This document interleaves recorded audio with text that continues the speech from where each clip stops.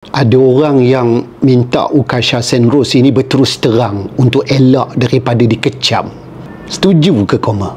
Semua ini berpunca daripada dia mengatakan bahawa dia menuntut penceraian ini disebabkan nak elak kemudaratan. Cuba kita tengok balik videonya. Cukup sekadar saya kata, saya nak selamatkan diri saya dari kemudaratan anak saya dan juga saya dari segi fizikal dan juga mental.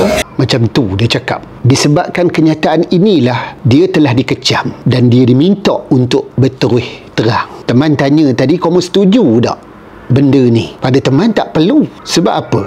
Walaupun ini merupakan isu panas, isu hot lah dalam medsos kita, tetapi dia bukanlah berita yang berimpak tinggi dan tak ada maknanya pun pada kita. Kenapa pula kita nak suruh dia berterus terang? Kita sekarang ni dah sampai masa dah. Tak perlu terlalu obses dengan konten-konten yang viral, konten-konten yang hot. Tak perlu. Dan tak perlu heran pun. Ini memang dah zaman orang buat konten. Hanya dengan sekeping gambar, tulislah sikit kat situ, udah jadi konten. Belum tahu lagi betul ke tidaknya. Lepas tu kita pula sentap. Itu yang silapnya.